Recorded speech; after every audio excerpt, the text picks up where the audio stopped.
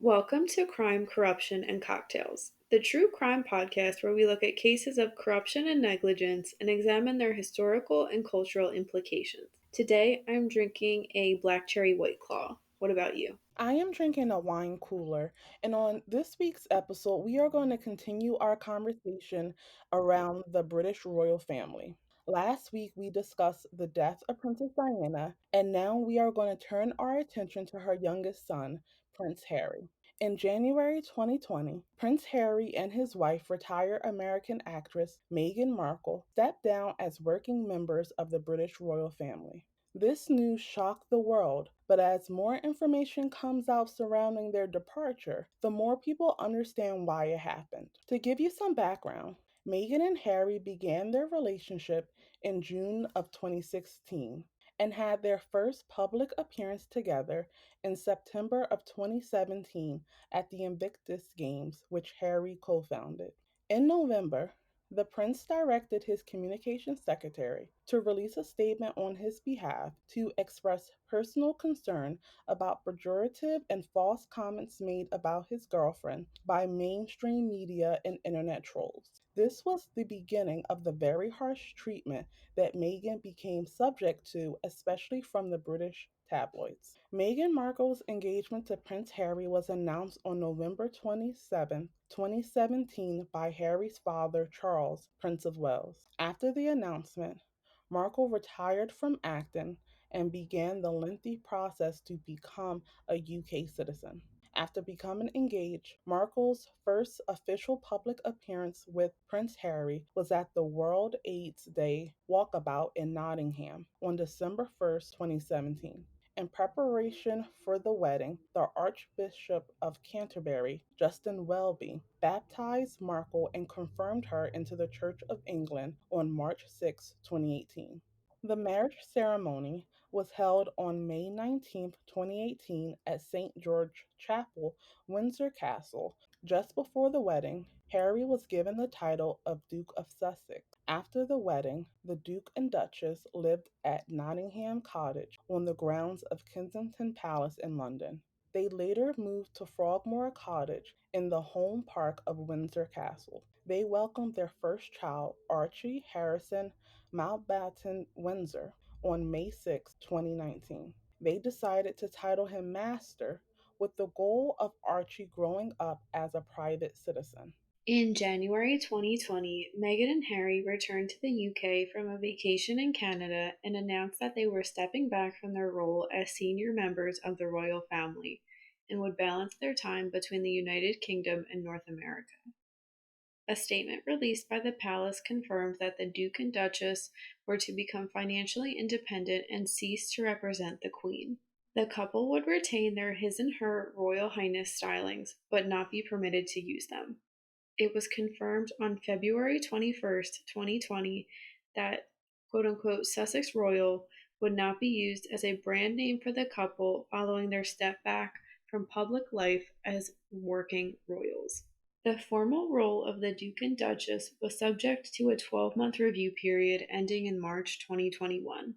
After this formal review period, Harry and Meghan officially ceased being senior members of the royal family. They were removed from all patronages and military appointments.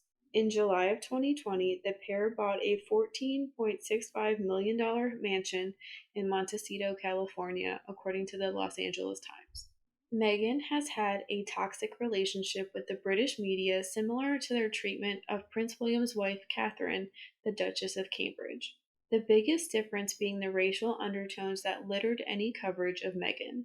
At the beginning of the tour of Southern African countries in September and October 2019, it emerged that Meghan was suing the Mail on Sunday and Mail Online for alleged breach of privacy, infringement of copyright, and breach of the Data Protection Act 2018 over the publication of a letter she had sent to her father. She subsequently received support from more than 70 female members of parliament from different parties who in an open letter condemned the use of, quote, outdated colonial undertones, end quote, against her in some national media outlets. Although Meghan lost the first round in the High Court of Justice case with the Daily Mail and was ordered to pay legal costs on a preliminary matter, the High Court granted summary judgment in her favor in February 2021, finding the news organization invaded her privacy. On March 2nd, the Daily Mail and Mail on Sunday were ordered to pay Meghan 90% of her estimated $1.88 million legal expenses. On March 5th, the Mail on Sunday was ordered by a High Court judge to publish a front page statement about Meghan's victory in her case against the paper, and Mail Online was instructed to have the statement on its homepage for a week. However, the statement is temporarily on hold as Associated Newspapers have been granted a stay until April 6th to submit a court of appeal against the judgment. In March 2020, the couple took Splash UK to court after Meghan and her son were photographed without permission during a, quote, private family outing, end quote, while staying in Canada. The case was settled later that year, with Splash UK agreeing to no longer take unauthorized photos of the family. In July 2020, Meghan jointly launched legal action with her husband against an unidentified individual for taking pictures of their son in Los Angeles. American news agency X17 issued an apology. It also agreed to reimburse some of the other parties' legal fees, hand over photos on hand, destroy any copies in its possession, and cease distribution of the images. In March 2021, a mutual report by Byline Investigates, BBC, and the New York Times revealed that the Sun hired an American private investigator who unlawfully handed over personal details about Meghan to the tabloid, including her social security number, cell phone number, and address, when she first started dating Harry in 2016. Meghan and her husband condemned the quote-unquote predatory practices in the British tabloids, while the Sun stated the investigator, quote, was instructed clearly in writing to act lawfully, end quote, and they did not, quote, use the information he provided for any unlawful practice, end quote.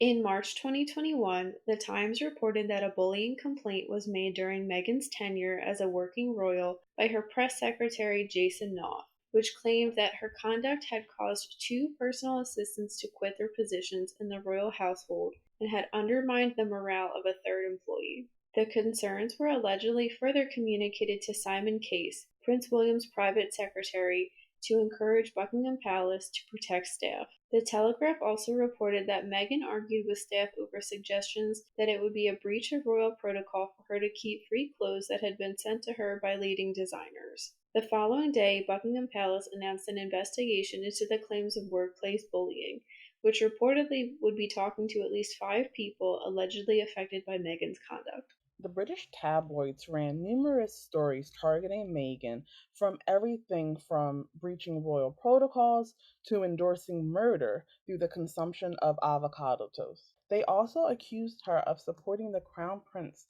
of Saudi Arabia, Mohammed bin Salman, when she unknowingly received a gift from him, which turned out to not be her personal property, but actually property of the Crown. So, all of these events and stories bring us to the sit down interview that Prince Harry and Meghan Markle did with Oprah Winfrey.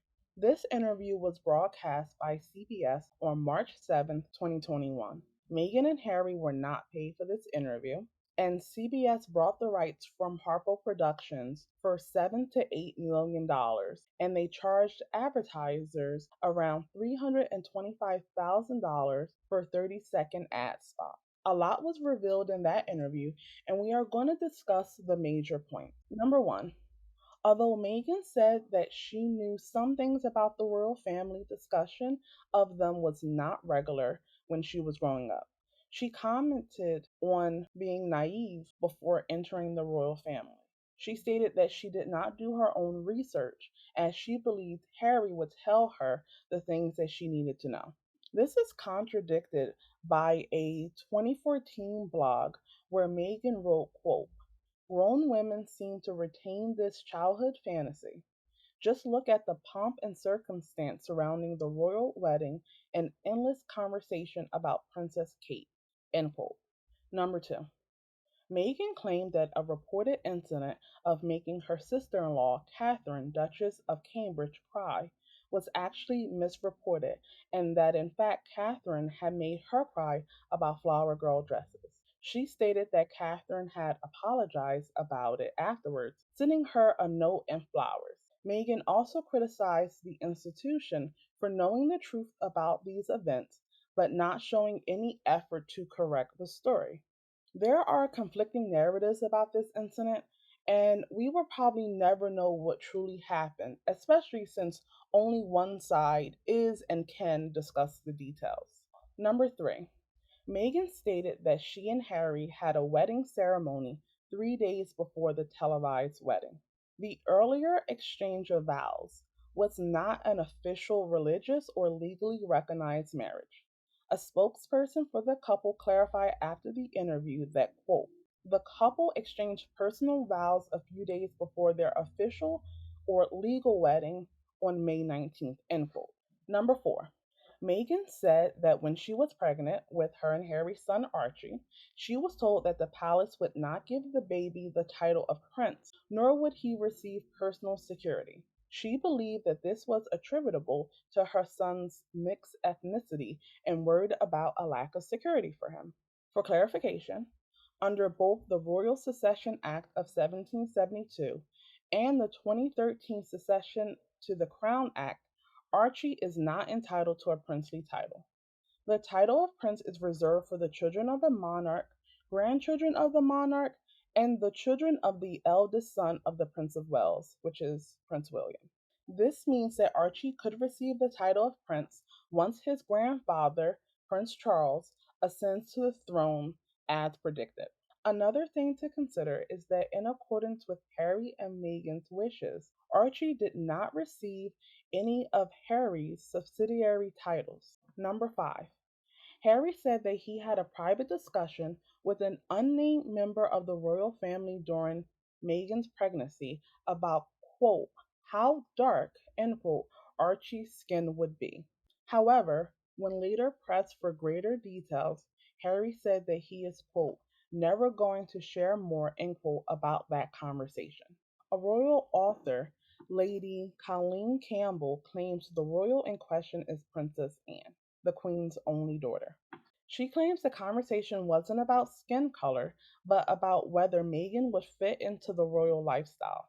Campbell stated, quote, Princess Anne was rightly concerned that if the marriage proceeded and there were children, there would be a huge problem, not because of Meghan's color, but because of Meghan's inability and determination to remain unable to appreciate the cultural differences and to actually have respect for the institution into which she was going to marry.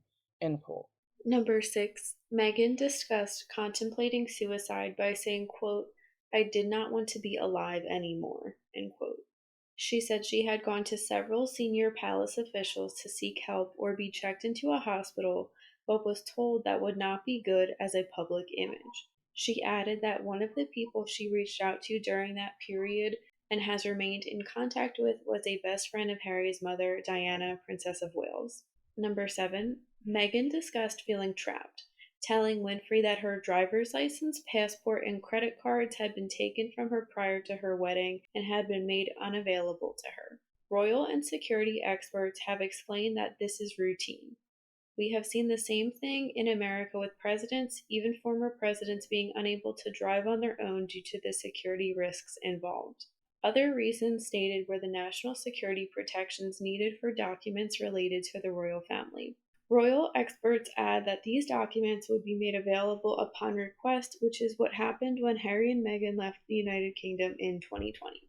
Number 8. In response to Winfrey's question about whether he would have left the monarchy if not for Meghan, Harry said that he would not have. Meghan had opened his eyes as to how trapped he was inside the quote-unquote institution into which he had been born. Harry said that there was a period of unspecified duration in which his father, Prince Charles, would not return his phone calls and he felt, quote, really let down, end quote. Harry also expressed affection for his older brother, Prince William, but stated, quote, we are on different paths, end quote.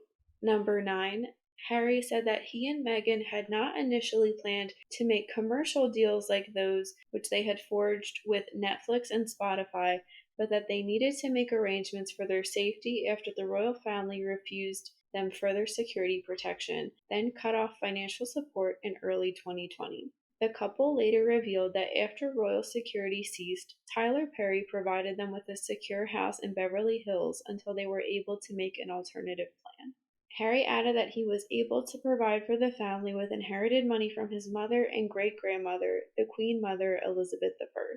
It was later reported that this amount was approximately $25 million. And finally, number 10, Meghan stated that she barely knew her half sister Samantha Markle and questioned her credibility for writing a tell all book. Meghan said she grew up as an only child and hadn't seen Samantha in over 2 decades. She added that her half sister had changed her surname back to Markle only after realizing that she was dating Harry. There is some conflicting information on this. Samantha provided some pictures of her and Meghan together throughout their life, including at Samantha's college graduation.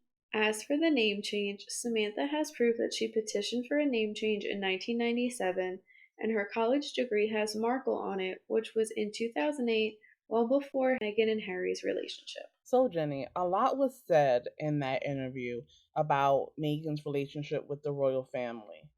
Do you believe the claims that Meghan and Harry made during that interview? I do believe a majority of the claims. It's clear that the royal family holds on to a tradition and does not change, or doesn't change easily, and doesn't necessarily look kindly to outsiders. And to me, Meghan seems like a very independent person that isn't afraid to ask questions and go against tradition. And I can see that rubbing the royal family and the firm the wrong way, which is why she was treated poorly. Whether it be family members, people that worked inside the palaces, anything like that.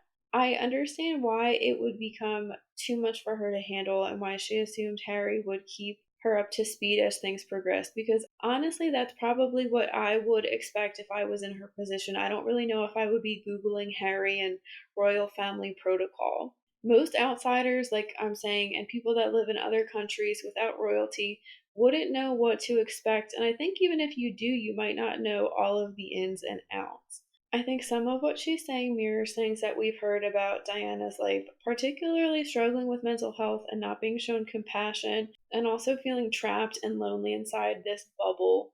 And it also makes sense to me that Harry wouldn't question things until he did meet Meghan because of her personality, and that was really all he knew. This was normal for him. And some people, including the media, say that Meghan is manipulating him, which I really do not think is fair to say. He's a fully grown man. He can change his feelings and thoughts on things. I will say some issues that they have, I can see maybe just being an issue of how someone is interpreting them and maybe misinterpretation. The Kate and Meghan thing, we obviously don't know what happened, but I guess I'll play devil's advocate and just say weddings are a very high stress time. So I can see maybe Meghan just being very upset and that's why she cried.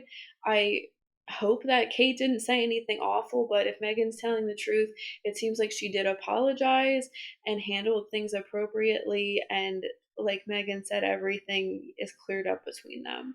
But I really sympathize with Harry and Meghan regardless, and I'm not surprised to hear racist accusations coming from within the royal family since the monarchy has thrived on colonialism and they're an old white wealthy family essentially. Again, image and tradition are what this family seems to really need to feel stable, and anything foreign is bound to be questioned.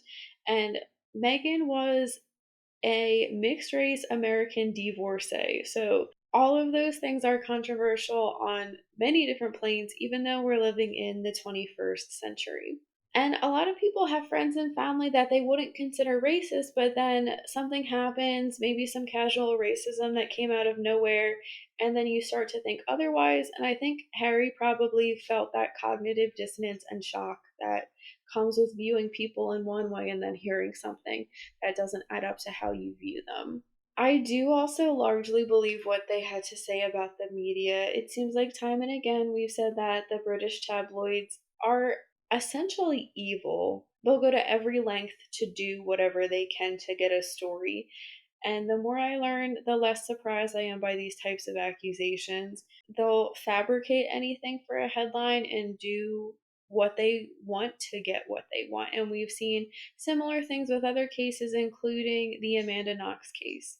I know that people get really annoyed with Meghan and think she should have known what she was getting into, which I do agree with to an extent, but I don't think you can ever really imagine what life as a royal is like until you're in it, and you can't know how it will affect you emotionally until you're experiencing it firsthand. And Harry and Meghan talked about this lack of support the whole time. Maybe they could have handled this better if they did feel supported by their family. I've seen a lot of people on social media talk about how millennials and younger people don't really want to put up with their family's lies and secrets anymore, and they'll cut people out and not really feel bad about it. This whole situation with Meghan and Harry really makes me think of that. Not that they're cutting all of these people out for good necessarily, but that they needed to take a step back. And I feel awful for what they've had to go through, at least with the media and the public. And it seems like they're happier now. So I'm happy for them. I'm not their biggest fans, but I don't like seeing people suffer like that and be so upset. Finally, I can see why people are annoyed with them doing this interview when they want to stay private and the media is so bad, the media did this and that.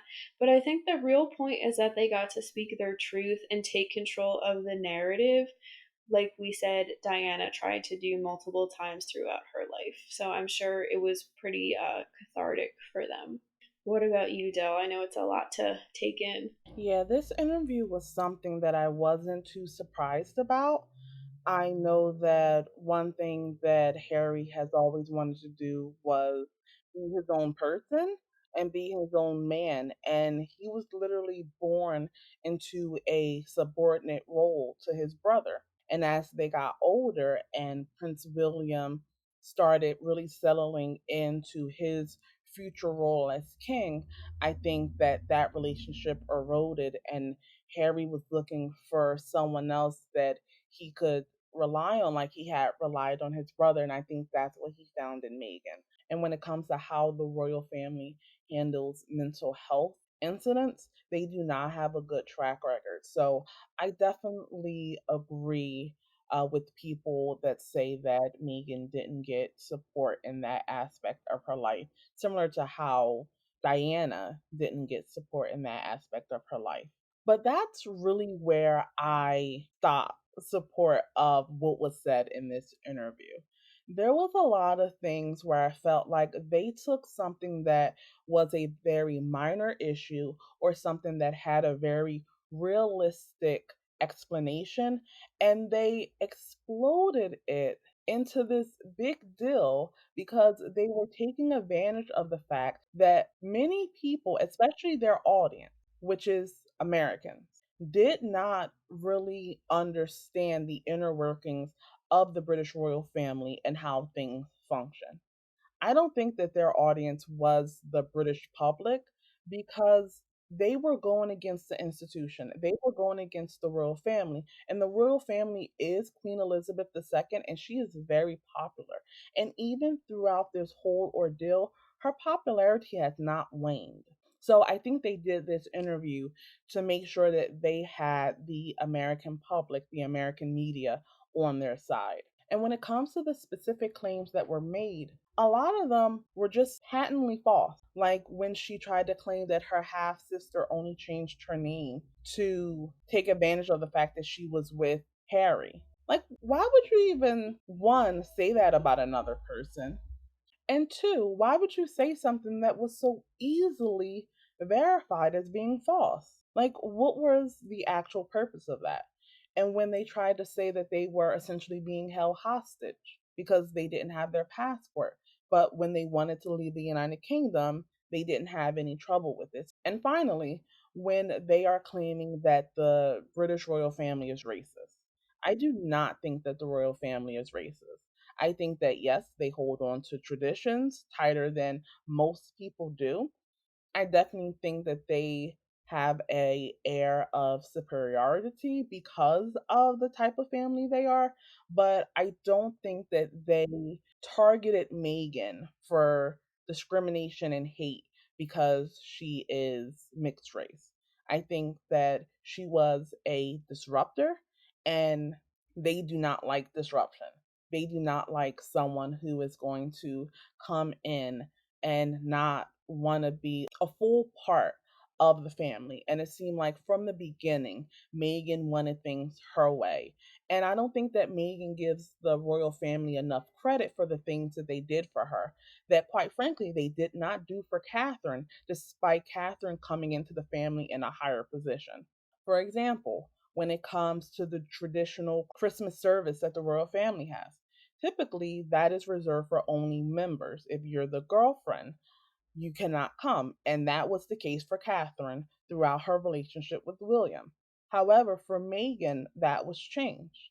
Meghan, during the interview, tried to claim that people kept comparing her to Catherine and she didn't like it because the Waity Katie thing wasn't as bad. How can you say that? I'm not saying that Prince William being a commitment phobe and keeping Catherine waiting for so long is equal to some of the vile racism that Meghan was subject to. But I don't think that you have to diminish the experience of someone else to make the claims about yourself higher.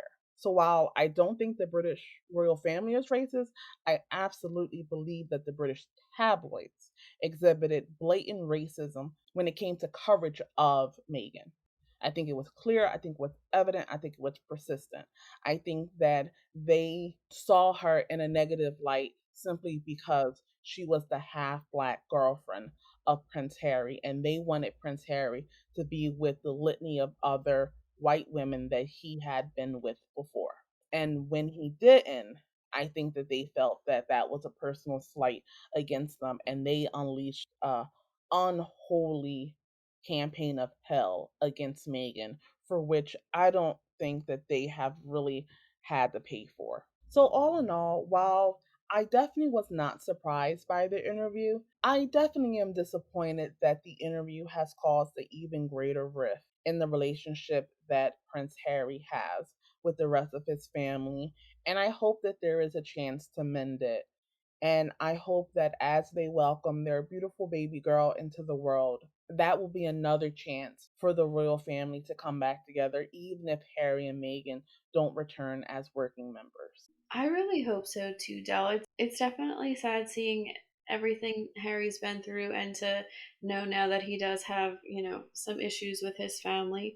It's sad and I do wish him the best. In my research for this, I have seen a few people mention that the royal family doesn't feel like one unified royal family anymore. It feels like Harry and Meghan and William and Kate and then Prince Charles and Camilla. They're not a cohesive family unit, I guess you could say. And I think you do bring up really good points with the fact that Harry and Meghan were, I guess, talking to more of an American audience. And you're absolutely right. To the average American, hearing all of these strict royal rules is really shocking. And you definitely think like no wonder they feel trapped, no wonder they were so depressed and lonely. So I do think maybe that was a bit sensationalized. Again, as an outsider American, all of that stuff probably was very shocking to Meghan, and I think it's understandable why, a few years later she would still feel uncomfortable with it and like she lost all of her independence and privacy. If it's not something you're raised in, you can't expect someone to get used to all of that overnight. But then there are some counter arguments, like you brought up, and I think it is kind of ridiculous with her and her sister. It definitely seems like they don't have a good, close relationship, which I totally understand. I do believe that they probably haven't seen each other. Maybe she was just saying, like, oh, I haven't seen you in 20 years. That's just an expression. That's how people talk. I think that could be a bit of a hyperbolic statement. And you can also, have seen someone in those 20 years, but, all you said was, hi, how are you doing? Or things good. And that's really no relationship to have with someone.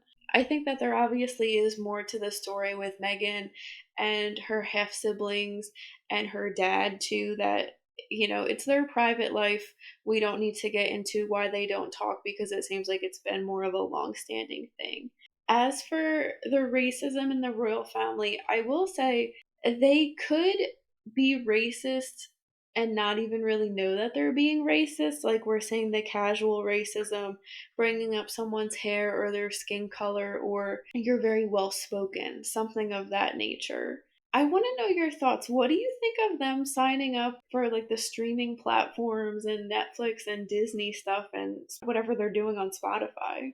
I'm perfectly fine with them launching into commercial careers. I know that people have been really critical of it, but I think that when they stepped away from life as working royals, they said that they wanted to be financially independent. And I think that it's weird that people were assuming that that was going to mean that they were just going to be living off inheritance for the rest of their lives. They have a very marketable brand and they have a very marketable story. And so I hope that as they are working with these companies, that they're doing it to continue to promote their charitable endeavors, which it definitely seems like they are. A lot of their commercial deals have been tied to the Archie Well Foundation that they founded. I feel pretty much the same. I will say at first I was kind of like, ew, why are they going to go and do that? But they need to be doing something if they're not really going to bring in money from being royals or however that really works. And I know that Harry has said that he wants to make enough so that he can protect his family. And it definitely seems like they do need protection, just knowing the amount of backlash they've gotten. And we gave multiple examples of photographers riddling through their trash and getting all of this private information from them. So clearly, something needs to be done for them to feel safe, which I totally support. Even before they were together, both Harry and Meghan were very charitable people that were interested in making the world a truly better place. So it's good to see that they'll still be able to promote that. And I think it goes to show what kind of people they are.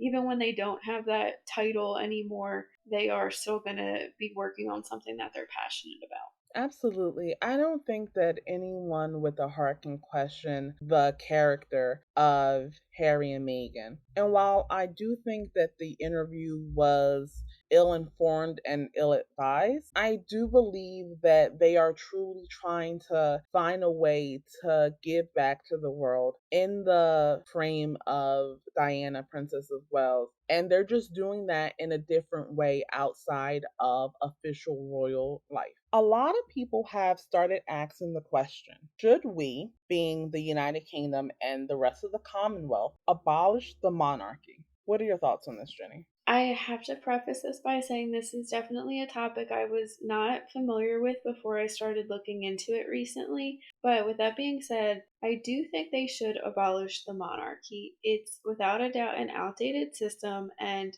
it seems essentially pointless and just for tradition at this point. They cost the UK a lot of money, and I think our society as a whole needs to move beyond people being in a position of power just because of who they are born to and I guess what their birth rate is. And getting rid of the monarchy would be a way to do that. People say that the monarchy helps keep a state stable and acts as an apolitical body, but the UK is stable, and I think that it would stay stable even if the monarchy ended. And we know that it's not necessarily true that the royal family is apolitical and that they do have some influence and they can sway parliament to work in their favor. Another argument people mention in support of the monarchy is the amount of tourism that it brings to the country, but I really don't see how that would change if the titles were stripped and the monarchy was gone because the palaces and the history